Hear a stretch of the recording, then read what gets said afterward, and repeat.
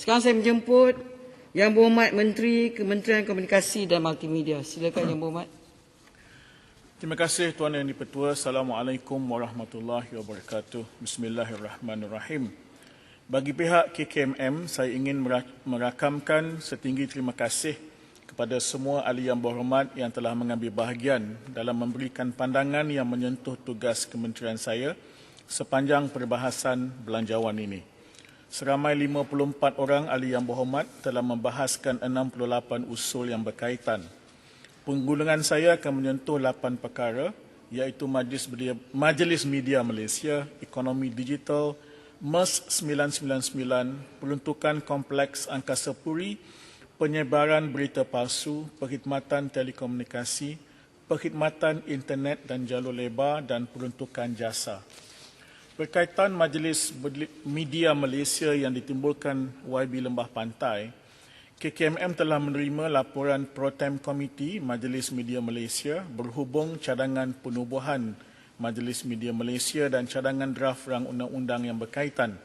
Memandangkan cadangan penubuhan tersebut melibatkan pelbagai pemegang taruh, maka sesi libat urus perlu terlebih dahulu diadakan secara intensif dan mendalam bagi membolehkan kementerian ini mendapat maklum balas yang komprehensif untuk mempertimbangkan cadangan ini dengan lebih lanjut. Berkaitan ekonomi digital yang ditimbulkan Yang Berhormat Kelang, kerajaan mengambil maklum saranan Yang Berhormat Kelang dalam memberi fokus untuk melatih dan memberi kesedaran kepada perusahaan kecil dan sederhana PKS untuk mendalami kemahiran digital. Dalam hal ini, MDEC khususnya telah melaksanakan beberapa inisiatif untuk menggalakkan PKS dan usahawan mikro menggunakan teknologi digital, khususnya aplikasi e-dagang. Antara inisiatif tersebut adalah program e-usahawan, perkhidmatan e-dagang setempat, zon perdagangan bebas digital, Go e-commerce, kempen e-dagang untuk PKS, usahawan mikro dan kempen Shop Malaysia Online. Di samping itu, terdapat Digital Accelerator, iaitu program gerbang utama yang menyediakan rujukan seperti program kesedaran, nasihat mengenai digital, dana, pusat sumber dalam talian, program berkaitan pendigitalan, dan penyelesaian digital yang diselaraskan. Kerajaan juga telah mengambil langkah proaktif dengan menubuhkan Majlis Ekonomi Digital dan Revolusi Perindustrian keempat negara yang dipengerusikan Yang Amat Berhormat Perdana Menteri. Ia bertujuan untuk menetapkan dasar pelaksanaan serta pemantauan strategi dan inisiatif ekonomi digital dan 4IR Malaysia. Penubuhan majlis ini sejajar dengan hasrat kita untuk memastikan pembangunan ekonomi digital di Malaysia yang bersifat inklusif. 6 kluster telah dibentuk, iaitu ekonomi, bakat digital, masyarakat, infrastruktur digital dan data, teknologi baru muncul dan kerajaan. Berkaitan MERS 999 yang ditimbulkan Yang Berhormat Setiu, MERS 999 merupakan inisiatif kerajaan yang menyediakan perkhidmatan kecemasan kepada orang awam dengan melibatkan kerjasama agensi pusat dan agensi-agensi kecemasan berdasarkan peruntukan di bawah Akta Komunikasi dan Multimedia 1998. Sistem MERS 999 yang sedia ada akan diteruskan dan pada masa yang sama akan dilakukan migrasi ke sistem yang baru yang dipanggil Sistem Next Generation Emergency Services atau pendeknya NG999. Sistem baru ini akan mengambil kira perkembangan teknologi baru seperti Artificial Intelligence, Big Data Analytics, Internet of Things dan 5G. Untuk makluman Yang Berhormat juga, aktiviti pencemaran bukan merupakan aktiviti yang termasuk dalam penakrifan perkhidmatan kecemasan seperti yang diperuntukkan di dalam Akta Komunikasi dan Multimedia 1998. Walau bagaimanapun, sekiranya pencemaran tersebut melibatkan kecemasan nyawa, MERS 999 boleh mengendalikan panggilan tersebut. Tetapi sekiranya dengan perkembangan terbaru, ada cadangan tentang kecemasan bentuk baru atau kecemasan bukan tradisional, ia boleh ditimbangkan. tetapi haruslah diteliti terlebih dahulu supaya tidak menjejaskan operasi sebenar MERS 999 atau yang baru nanti NG 999. Berkaitan projek Media City yang ditimbulkan Yang Berhormat Langkawi, peruntukan sebanyak RM125 juta untuk kompleks Angkasa Puri adalah untuk membayar sewaan, iaitu dengan izin availability charges bagi projek Media City. Projek ini dilaksanakan melalui Private Finance Initiative dengan izin secara konsep Build, Lease, Maintain and Transfer BLMT dengan izin. Sebahagian daripada projek ini telah pun siap dan digunakan oleh RTM. Skop projek ini ialah memperlengkapkan bangunan RTM sedia ada dengan peralatan penyiaran baru dan juga menaik taraf peralatan penyiaran sedia ada dari format Standard Definition SD ke format High Definition HD dengan izin. Projek ini juga sejajar dengan projek pendigitalan nasional iaitu migrasi TV analog ke siaran TV digital di seluruh negara. Sekiranya projek ini ditangguhkan, RTM secara langsungnya tidak boleh bersiaran kerana sebahagian besar dari peralatan dan sistem yang digunakan oleh RTM sekarang termasuk dalam skop projek ini. Berkaitan penyebaran berita palsu yang ditimbulkan YB Arau dan YB Setiu, KKMM telah melaksanakan program dan aktiviti untuk membendung penyebaran berita palsu antara lain melalui pasukan respon pantas semasa kita berdepan pandemik COVID-19. PRP KKMM turut menjalankan kerjasama strategik dengan Majlis Kerjasama Negara. Sehingga 24 November 2020, sebanyak 409 penafian berita palsu telah diperjelaskan kepada masyarakat. Ini di samping yang dicaj di mahkamah dan sebagainya. Dari segi perundangan, peruntukan undang-undang sedia ada seperti Kanun Keseksaan dan Akta Komunikasi dan Multimedia adalah antara instrumen perundangan yang terguna pakai dalam mengawal perekaan, penerbitan dan penularan kandungan atau berita tidak benar pada ketika ini dan buat masa ini kami merasakan undang-undang yang sedia ada adalah mencukupi. Tuan Yang di-Pertua, berkaitan perkhidmatan telekomunikasi yang ditimbulkan oleh Pekan Ipoh Barat. Ya. Nanti berkaitan dengan atas yang tu saya ada bangkit juga. Tadi yang Berhormat Menteri jawab memang betul, ada dua agensi terlibatlah, polis dan juga KMM. Persoalan saya ialah sejauh mana kita boleh dapat jawapan yang jelas. Kerana apabila ada satu laporan dibuat kerana berita palsu, polis akan mengatakan dia kena mengambil masa untuk rujuk kepada Kementerian Yang Berhormat. Kemudian laporan kita dapat selalunya katanya Kementerian Yang Berhormat lambat memberi laporan kepada pihak polis. Jadi sebab itu kadang-kadang kes tergantung macam itu saja. Termasuklah kes yang saya pernah buat laporan berita palsu. Sampai sekarang tidak ada apa-apa tindakan lagi. Jadi nak salahkan polis saja, nak salahkan Kementerian Yang Berhormat kalau kes tidak didakwa. Saya faham maksud Yang Berhormat. Saya akan selidik balik perkara ini dan semalam saya telah buat perbincangan. Nanti saya akan buat satu taklimat khusus tentang kaedah-kaedah yang harus kita baiki. Ini ada masanya bergantung kepada proses dan juga kepada kecekapan kita. Terima kasih. Berkaitan perkhidmatan telekomunikasi yang ditimbulkan oleh Pekan Ipoh Barat, Jelebu, Parit, Setiu dan Kelang. Kini terdapat syarikat penyedia perkhidmatan yang menawarkan pakej paling asas untuk jalur lebar talian tetap dengan kelajuan 30 Mbps pada harga serendah RM79 Malaysia dan 100 Mbps pada harga serendah RM99 Malaysia. Harga pakej asas jalur lebar mudah alih prabayar pula di antara RM9 Malaysia hingga RM30 Malaysia sebulan. Manakala harga pakej asas jalur lebar mudah alih pasca bayar adalah antara RM8 Malaysia hingga RM38 Malaysia sebulan. Dengan adanya pelbagai pelan yang ditawarkan, golongan B40 dan M40 boleh memilih pilihan pakej mampu milik yang bersesuaian dengan keperluan masing-masing. Penawaran internet secara percuma sebanyak 1 gigabit setiap hari di bawah penjana juga masih diteruskan oleh syarikat telekomunikasi negara iaitu Celcom, Digi, Maxis, U-Mobile dan Telekom Malaysia sehingga 31 Disember 2020. Selain itu, pemberian percuma kad SIM juga dilakukan oleh penyedia perkhidmatan YES sebanyak 40 gigabit data kepada semua ibu bapa dan pelajar di sekolah kerajaan, pelajar dan ahli fakulti institusi pengajian tinggi bagi menikmati inisiatif Learn from Home dengan izin. Penyediaan kapasiti gentian tambahan oleh TM dan Time bagi menampung penggunaan internet yang semakin meningkat juga turut dilaksanakan.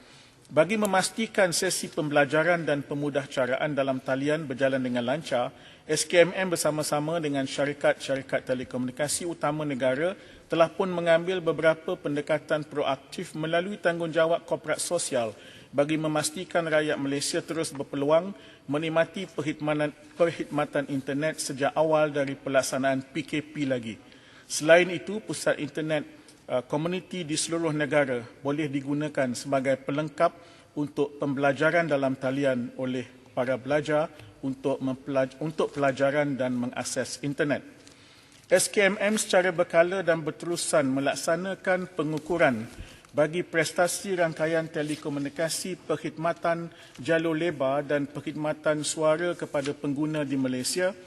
Parameter prestasi rangkaian ini adalah berdasarkan dengan izin Commission Determination on the Mandatory Standards for Quality of Service yang telah ditetapkan oleh SKMM. Antara parameter yang diukur ialah kadar panggilan terputus, drop call rate dengan izin dan kadar panggilan bersambung, call setup success rate dengan izin untuk memastikan kualiti panggilan adalah terjamin. Berkaitan perkhidmatan internet jalur lebar yang ditanya oleh ramai, Ahli Parlimen Pasir Putih, Sabak Bernam, Pasir Mas, Bacok, Cameron Highland, Julau, Kuala Krai, Jempol, Kota Samarahan, Igan, Seremban, Baram, Sibuti, Selangor, Puchong, Kulim, Tanjung Manis, Lubuk Antu dan Ulu Selangor. Baru-baru ini saya dan SKMM telah memberikan taklimat tentang jendela kepada ahli yang berhormat dari kedua-dua pihak pada 18 November yang lalu dan terima kasih kerana hadir. Dan isu yang paling besar saya nak ringkaskan saja ialah soal utiliti awam. Kita sedang memujuk berbincang dengan kerajaan-kerajaan negeri dan sudah dibentangkan sekali dalam Majlis Fizikal Negara, insya-Allah akan dibentangkan dalam pertemuan dengan ketua-ketua menteri dan menteri-menteri besar. Kerana selagi pada pandangan kami, kalau kesaling hubungan internet ini dikira sebagai utility, maka dia akan masuk dalam KM, yakni kebenaran merancang di bawah PBT, dan itu akan membantu mempercepatkan proses untuk mendapatkan kelulusan tapak. Kerana satu daripada masalah dari segi menyediakan menara dan sebagainya ialah soal mendapatkan kebenaran daripada pihak PBT, dan ini insya-Allah akan kami usahakan dan sudah mendapat maklum balas yang sangat positif daripada menteri-menteri besar dan ketua-ketua menteri secara keseluruhannya. Akhir sekali, berkaitan dengan jasa. Menteri sikit. Ya.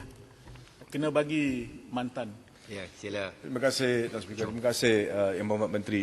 Saya dengar berkenaan dengan MSAP tadi, di mana kita sebut berkenaan dengan kajian yang dilaksanakan oleh SKMM setiap 3 tahun sekali berkaitan dengan harga.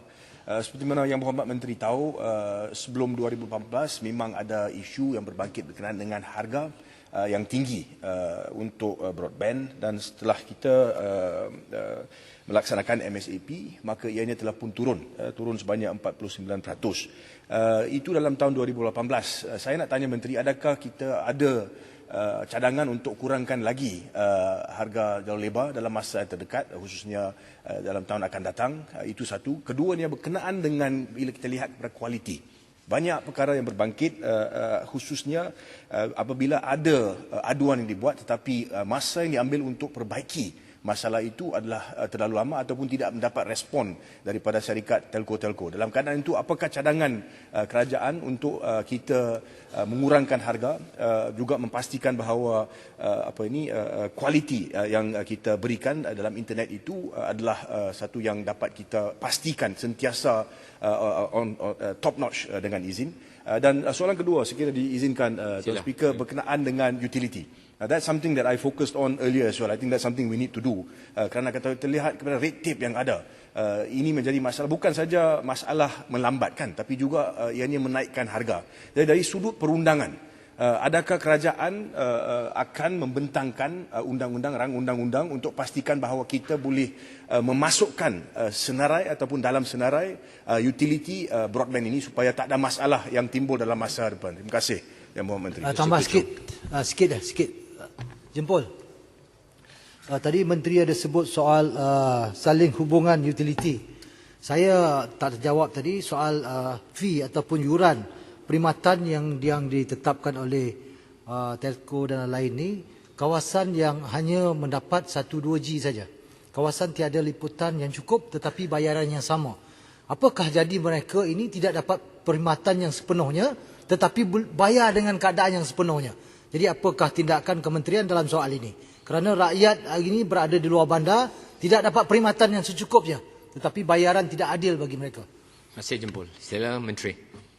Tentang utility, buat masa ini kita belum bercadang untuk rang undang-undang. Kalau itu terpaksa dilakukan, kita akan buat sebab yalah, ini proses pentadbiran antara federal dan state dengan izin.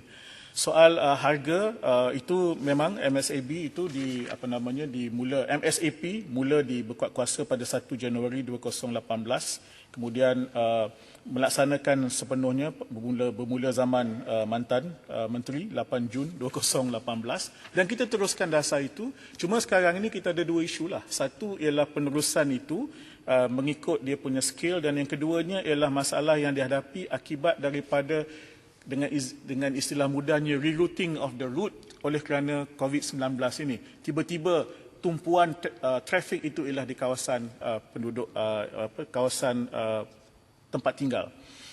Soal kelajuan ini memang suatu perkara yang sentiasa kita bincangkan. Itu juga yang disebutkan di bawah jendela, dan satu perkara yang sedang kita cuba perbaiki ialah soal aduan ini. Ini yang bagaimana aduan itu boleh cepat disantuni dan sebagainya.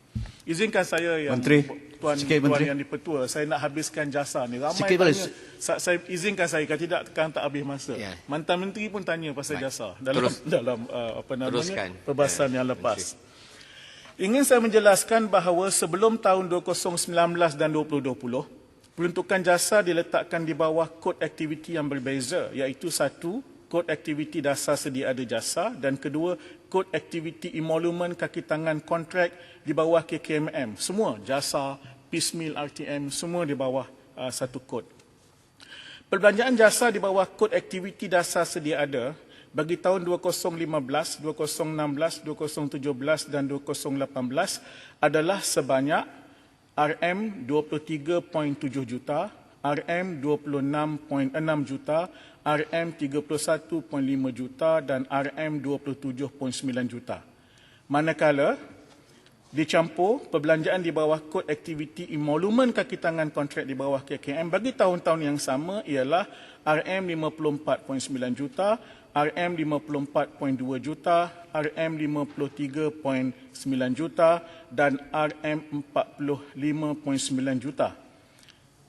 Kalau dicampurkan semuanya, dua-dua, maka jumlahnya bagi tahun-tahun yang sama ialah RM78.5 juta, RM81 juta, RM85.3 juta dan RM.74 juta. Bagi tahun 2021, anggaran peruntukan jasa telah keseluruhannya di bawah kod aktiviti jasa, iaitu RM4 juta di bawah dasar sedia ada dan RM81.5 juta di bawah dasar baru jasa. Jadi dalam hubungan ini, anggaran peruntukan untuk jasa tahun 2021 sebanyak RM85.5 juta itu bukanlah sesuatu yang luar biasa jika dibanding dengan peruntukan yang sebelum ini. Itu jawapan untuk angka-angka itu. Bagi tahun 2019, tiada peruntukan kerana jasa telah dibubarkan oleh pentadbiran kerajaan terdahulu. Dalam tempoh 2019 dan 2020, semua pegawai latihan kontrak grade 22 dan ke atas telah ditamatkan. Kementerian ini telah mengeluarkan surat bertarikh 30 Ogos 2018 memaklumkan penamatan kontrak ke atas 776 orang berkuat kuasa mulai 15 Oktober 2018. Kementerian juga pada masa itu telah melaksanakan pembayaran ganjaran kepada pegawai lantikan kontrak yang terlibat mengikut kadar yang ditetapkan dalam perkeliling yang berkuat kuasa. Dengan perkembangan semasa, kementerian ini menyedari bahawa penubuhan semula jasa haruslah berbeza dengan fungsi dan peranannya sebelum ini. Dalam hal ini, Kabinet telah bersetuju supaya jasa dijenama dan distrukturkan semula dan dikenali sebagai Jabatan Komunikasi Komuniti dengan ringkasnya JCOM. Matlamat JCOM ialah mewujudkan komunikasi dua hala di antara kerajaan dan rakyat, iaitu bagi menyampaikan maklumat kerajaan yang tepat, sahih dan bijaksana kepada rakyat dan mendengar suara serta maklum balas daripada rakyat. Kaedah yang digunakan ialah dengan cara membangunkan komuniti, khususnya di peringkat akar umbi yang mengamalkan budaya ilmu, berkemahiran digital dan menghayati makna dan fokus patriotisme dengan menggunakan pendekatan pengupayaan community empowerment dengan izin. Tugas utama JCOM pada masa ini ialah melaksanakan komunikasi strategi pembudayaan norma baharu pandemik COVID-19. JCOM berbeza dengan JAPEN atau Jabatan Penerangan kerana Jabatan Penerangan memberi kefahaman mengenai sesuatu dasar, program dan inisiatif kerajaan dengan memberi keutamaan kepada komunikasi pembujukan melalui pemasaran maklumat di peringkat awareness, interest dan desire dengan izin, manakala JCOM lebih menumpukan kepada pendekatan pengupayaan empowerment sasaran di peringkat action dengan izin. Izinkan saya habiskan dulu. Saya akan bagi mantan menteri preference. Dengan mengambil kira dinamika ini dan selaras dengan penubuhan Majlis Digital Negara dan 4IR, maka komuniti hendaklah dilihat dari sudut pandangan sarwa yang besar dan luas, bahawa kini wujud dua bentuk komuniti, iaitu komuniti setempat dan komuniti digital. Komuniti setempat ialah mereka yang tinggal, bekerja dan sebagainya secara fizikal di sesuatu kawasan. Manakala komuniti digital ialah mereka yang berada secara fizikal dan digital di sesuatu kawasan itu dan mereka yang tidak secara fizikal berada di sesuatu kawasan itu tetapi berasal atau pernah berada atau berminat dengan kawasan itu dan membentuk atau menjadi anggota komuniti digital yang berkait dengan kawasan itu, iaitu dalam pelbagai bentuk komuniti digital secara dalam talian dan menggunakan media sosial. Oleh kerana itulah, ingin dijelaskan di sini bahawa fungsi JCOM ini tidak bersifat bertindan dengan agensi-agensi di kementerian lain dari segi kumpulan sasar, pendekatan program dan aktiviti. Program dan aktiviti JCOM meliputi 3 komponen kandungan utama, iaitu 1. Komuniti berbudaya ilmu, 2. Komuniti digital dan 3. Komuniti patriotik. Kementerian akan bekerjasama rapat dengan agensi-agensi seperti KEMAS, Jabatan Perpaduan, Jabatan Pembangunan Komuniti, Penggerak Komuniti, Seranta dan sebagainya di peringkat kebangsaan, negeri dan daerah. Kementerian juga akan menggunakan lebih 1,101 buah pusat internet komuniti yang terdapat di seluruh negara untuk dijadikan sebagai pusat kegiatan digital berkonsep baharu. JCOM juga akan mengakar umbikan peranan agensi-agensi KKMM seperti SKMM, MDEC, Mining dan Cyber Security Malaysia yang sekarang hanya berada di peringkat kebangsaan dan negeri sahaja. JCOM akan mengambil kira ruang penjimatan dalam belanjawan yang diperuntukkan. Ini kerana struktur JCOM akan ditempatkan di daerah-daerah di seluruh negara berbanding dengan struktur jasa yang dahulunya berada di seluruh kawasan Parlimen dan Dewan Undangan Negeri. Saya jemput mantan menteri. Mantan menteri. Ya, saya juga ingin mencelah tentang jasa. Terima kasih Tuan Speaker. Terima kasih Yang Berhormat Menteri. Yang Berhormat Menteri, saya nak sebut di sini bahawa kalau kita lihat kepada KKMM seperti mana sedia ada, sudah cukup tentu bahawa KKMM kita ada unit-unit propaganda di situ seperti RTM, kita ada Bernama, kita ada Penerangan, kita ada juga SKMM dan di kawasan luar bandar kita ada cawangan-cawangan dan sebagainya. Ianya satu agensi yang melibatkan seluruh negara. Dan apa yang disebut oleh Yang Berhormat Menteri tadi adalah satu perkara yang sudah tentu boleh juga diuruskan oleh semua agensi-agensi ini. Jadi soal dia kenapa kita perlu untuk mewujudkan semula jasa dengan nama baru, tetapi dengan keupayaan kewangan atau memberikan kadar kewangan yang cukup besar kepada mereka, 80 lebih juta. Walhal kita seharusnya melihat bagaimana kita boleh mengukuhkan lagi agensi-agensi yang sudah sedia ada. Itu satu. Yang keduanya, Yang Berhormat Menteri, kalau kita lihat kepada struktur jasa dulu, saya rasa Yang Berhormat Menteri juga boleh setuju bahawa apa yang berlaku di dalam jasa dahulu adalah ianya digunakan sebagai unit propaganda politik. Dan ini adalah satu perkara yang telah pun membawa kepada keputusan untuk kita memansuhkannya, yang juga keputusan dibuat bersama dengan menteri masa itu dalam kabinet. Jadi kita lihat bagaimana kita boleh memperbaiki dan juga memperkukuhkan KKMM. Banyak perkara yang perlu diselesaikan di situ. Saya bawa isu piecemeal RTM dan sebagainya. I think I'm not sure if Menteri will answer this later, because it's something that saya rasa kena kita lihat. Ramai pekerja RTM yang kerja, mereka ini tak dapat allowance mereka, tak dapat overtime dan sebagainya. Ini adalah perkara-perkara besar yang harus kita fokuskan dulu. Jadi kenapa perlu kita berikan atau salurkan 80 lebih juta wang yang sangat besar untuk menubuhkan unit baru ini, walhal kita sudah ada di dalam kementerian itu agensi-agensi yang cukup berkeupayaan untuk melaksanakan perkara-perkara ini. Terima kasih. Saya ingin menambah. Menteri, boleh teruskan. Saya ingin tanya soalan Yang ini. dah Pontian dulu, lepas Pontian dulu Tung. Baru Menteri, disebut pusat kegiatan digital. Dia bukan propaganda lah maksudnya. Dan saya nak tahu 776 orang yang dibuang kerja itu, adakah akan diambil semula dan berapa ramai yang akan diambil semula jika mereka berhasrat untuk kembali, dan bagaimana duplikasi kerja yang telah dibuat oleh Jabatan Penerangan dan Jabatan Komunikasi Komuniti ini boleh dijelaskan supaya tidak jadi isu dan kontroversi. Terima kasih. Terima kasih. Saya jemput Saya ingin, sila Jurutung. saya ingin juga menyokong permintaan oleh Yang Berhormat Puchong. Kita lihat bahawa peruntukan untuk RTM dikurangkan daripada 574 juta ke 479 juta. Bernama dikurangkan peruntukan daripada 64 juta kepada 52 juta. Dan Perbadanan Kemajuan Filem Malaysia, FINAS, dikurangkan dari 38 juta kepada 35 juta. So saya juga ingin menyokong permintaan Yang Berhormat Puchong. Kalau kita juga sudah pun ada siaran-siaran ini yang boleh membantu kita dari segi nasional, kenapakah kita perlu menubuhkan jasa dan memberikan mereka peruntukan 85 juta? Terima kasih Jurutung. Sila main baru. Terima kasih Tuan Ketua. Saya juga ingin quote dua orang tokoh yang bekas jasa, ya, iaitu Yang Berhormat Sibuti.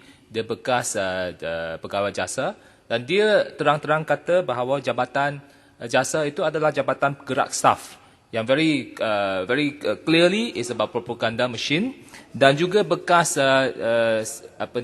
ketua pengarah jasa iaitu Puat Zakashi, dan dia kata don't open statement, kata don't be defensive about it, it is a propaganda machine. Jadi ini adalah tugas dan fungsi yang khusus jasa untuk menyebarkan propaganda. Terima kasih. Walaupun dengan pelbagai jenis rebranding, I think menteri cuba menegakkan benang yang basah. Ini adalah yang fungsi ini daripada penerangan menteri tadi is very clearly is also gathering information dan juga menyebarkan propaganda. Jadi saya rasa bahawa sebagai menteri yang cukup ada pencerahan, ya, saya harap bahawa menteri cakap benar bahawa ini adalah sesuatu yang tidak memerlukan, dan do the right thing, ya, pindahkan 85.5 juta ini kepada kepentingan yang lebih penting, ya, contohnya kepada RTM ke atau FINAS dan sebagainya. Mereka lagi memerlukan, ya. Terima kasih. Terima kasih main baru. Sila keluar, kemudian last Sibuti. Sila keluar. Terima kasih Speaker. Soalan saya berkenaan maklum balas Menteri tadi, kerana ada 3 maklumat untuk dubuh balik jasa ni sekarang di jenama semula sebagai JCOM. Apa itu community digital? Kerana kita tahu dalam dunia ini sekarang community mana-mana pun ada dalam digital world.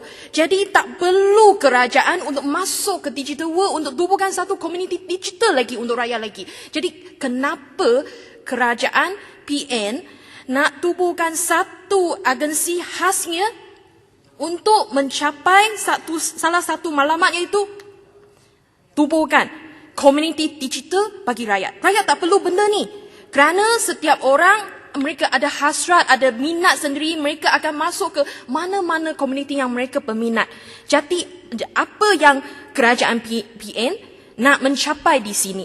Adakah ini sebenarnya objektif adalah tubuhkan cyber trooper untuk memantau informasi maklumat setempat? Terima kasih peluang.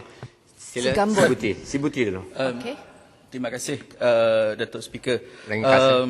Seperti yang kita ketahui dan juga siapa-siapa yang memegang kerajaan, banyak agensi-agensi kerajaan mempunyai jabatan strategik seperti KEMAS, MKN dan juga banyak lagi, dan juga jasa memang saya akui sinonim dengan kerja-kerja gerak saraf dan itu tidak dapat dipertikaikan.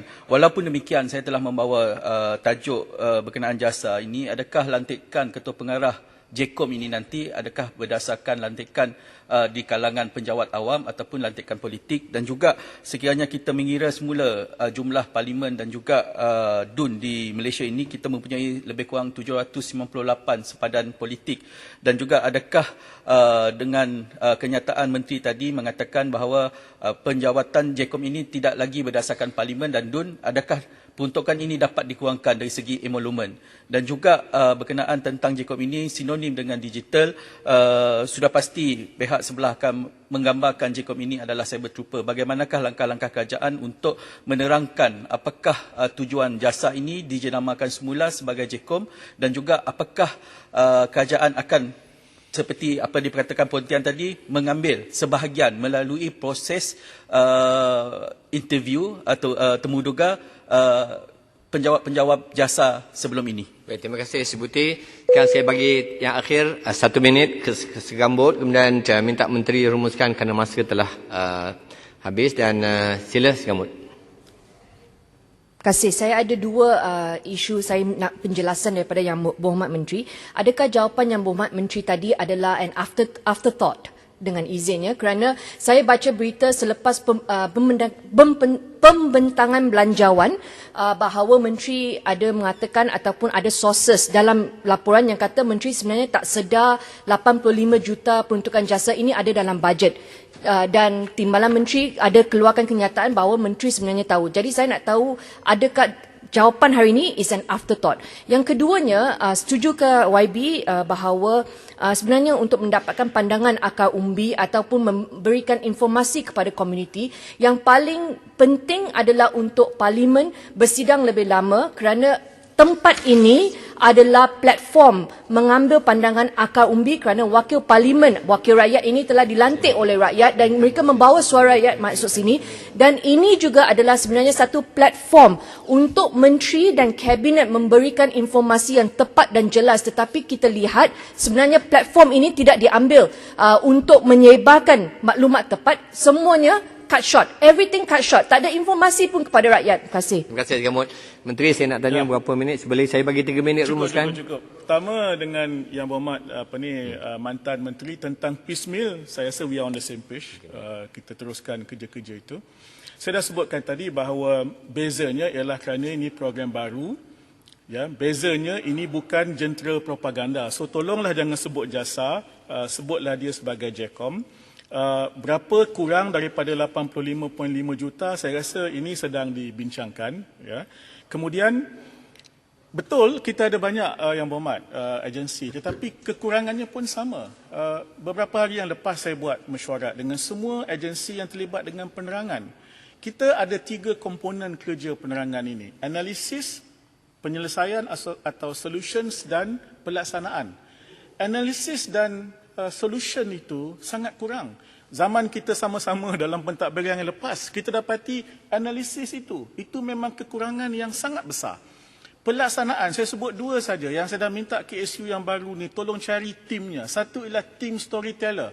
Banyak cerita MKN tentang pandemik COVID-19 ni tak keluar kerana kita hanya rely kepada PC oleh 2 orang menteri dan sebagainya. The human story itu belum keluar. Fatigue, stres sedang berlaku di kalangan frontliners dan rakyat dan ini harus diladeni. Sebab itu saya kata JCOM punya first priority ialah berhubung dengan soal komunikasi COVID-19 ini. Soal permohonan untuk jawatan-jawatan. Adakah Menteri sebut bahawa jumlah dia akan dikurangkan? Saya boleh bagi jaminan jumlahnya akan dikurangkan. Berapa banyak itu belum lagi. Tapi akan dikurangkan. Sebab saya boleh bagi angka itu. Kerana angka yang 85.5 juta itu ialah berdasarkan parlimen dan DUN. Sedangkan kita pergi kepada daerah 160 saja. Tak sebanyak parlimen dan DUN. Dan saya bagi jaminan bahawa JCOM bukan mesin propaganda, Yang Berhormat. Bukan, not under my charge, dengan izin. Ya. Dan proses mengikut JPA ada kriteria dan kriteria utama would be IT savvy dengan izin. Dan saya bagi jaminan ketua pengarah dan timbalan ketua pengarah tidak akan dilantik daripada orang politik. Dia harus kombinasi profesional dan pegawai tadbir yang baik dan bersasiah. Menteri, bolehkah Menteri bagi jaminan bahawa semua jawatan dalam jasa itu bukan lantikan politik oleh parti-parti politik, tetapi based on permohonan kepada kementerian, bukan daripada nomination daripada parti-parti politik. Boleh Menteri bagi jaminan? Siapa nak nominate, saya tak boleh halang. Tetapi kemasukan dan rekrutmen itu harus mengikut. Bolehkah ia melalui kementerian? Secara interview secara profesional, bukan melalui nomination by political appointees, ya, daripada menteri dan juga daripada parti-parti komponen. Boleh menteri bagi jaminan ke tak? Saya kata tadi ada dua tu. Siapa nak nominate saya tak boleh halang, tetapi ia harus melalui proses permohonan temuduga yang telus mengikut lunas-lunas peraturan yang ditetapkan oleh JPA. Menteri, bukankah kalau melalui permohonan dan temuduga, kenapa perlu nomination lagi? Itu yang kita tanya. Kalau sekarang hari ini kita nak jadi kaki tangan kerajaan, kita melalui Jobs Malaysia, kita tak perlu nomination. Jadi soalan di sini adalah kenapa ada satu saluran, satu platform untuk parti politik buat nomination? Ini yang soalan saya harap Menteri boleh jawab. Kalau kita langsung cakap bahawa kita tak terima, tak mahu apa-apa nomination, sesiapa yang minat teruslah buat permohonan yang layak kita panggil untuk temuduga, itu berbeza. Kenapa izin orang pihak ketiga untuk buat nomination? Menteri, Kulai, saya tak benarkan Kulai bercakap tadi, tiba-tiba bangun dan cakap. Kulai kena dapat aluan. Dan saya harap semua julutong dan yang lain telah saya diberi peluang. Saya harap Menteri buat rumusan dan tutup. Terima kasih Tuan Yang Ketua. Saya faham. Menteri, soalan terakhir saya. Isu yang panjang. Bukankah tugas-tugas ini boleh dibuat oleh RTM, Finas dan Bernama? Kaki tangan RTM, Finas dan Bernama boleh diberi amanah untuk menjalankan tugas-tugas ini. Kenapa perlu tubuhkan pertubuhan yang baru? Terima kasih Julutong. Sila Menteri rumuskan. Saya jawab yang itu merujuk kepada 3 komponen itu dan kita tahu di mana kekuatan dan kelemahan dan di mana yang perlu diperbaiki. Tuan Yang Dipertua, saya ucapkan berbanyak terima kasih Menteri, kepada minat dan pandangan. Just one. Boleh bagilah bekas menteri saya bagi. Ini untuk perkara bersama. Yang Menteri sebut tadi bahawa kita akan fokus kepada isu piecemeal RTM. Can I just ask, lebih kurang dalam jangka masa lama mana kita boleh dapat satu mungkin cadangan untuk selesaikan masalah ini? Because I'm with you on this, Yang Menteri. Terima kasih. Jumlahnya ramai, Yang Berhormat pun tahu, dan setengah tu dah mengambil masa yang agak lama. Dan saya tak boleh nak sebut actual time lah, tapi dalam masa yang secepat mungkin kita mesti usahakan untuk selesaikan masalah piecemeal ini. Terima kasih. Tuan Yang Dipertua. Terima kasih Yang Berhormat Menteri Komunikasi dan Multimedia. Seterusnya saya ingin menjemput Yang Berhormat Menteri Perumahan dan Kerajaan Tempatan untuk memberi jawapan 20 minit. Silakan Menteri. Bismillahirrahmanirrahim. Tuan Yang Dipertua, Tuan Yang Dipertua, saya minta saya minta maaf, saya tak benarkan. Saya telah panggil Menteri dan please saya punya keputusan untuk panggil Menteri sebab masa telah tambahan masa memang panjang telah saya berikan. Sila Menteri. Don't off my mic, Tuan Yang Dipertua. Saya hanya nak ambil 10 saat. Tuan Yang di-Pertua, peruntukan jasa adalah peruntukan yang paling kontroversial dalam perbahasan semua ahli parlimen. Kalau nak dapatkan sokongan semua ahli parlimen untuk luluskan belanjawan ini, tak sepatutnya kita rush through like that. Perlu jawab supaya kita boleh terima dan kita boleh bantu untuk luluskan. Saya lihat kementerian ataupun kabinet sebenarnya tak berminat untuk dapatkan kelulusan ahli parlimen kat sini. Untuk bajet, you don't care about the answer. And ini adalah daripada seruan daripada pimpinan komponen parti kerajaan juga, daripada Yang Berhormat Pekan dan juga ramai lagi yang mempertikaikan jasa. Dan tetapi sekarang dengan a mere denial daripada menteri bahawa ini bukan propaganda. But can we believe it? Ya, rakyat di luar itu dia tidak sudah kekurangan keyakinan. Baik, terima kasih ahli apa yang telah disebabkan oleh daripada kerajaan, daripada menteri. Saya telah bagi ruang yang sebaiknya.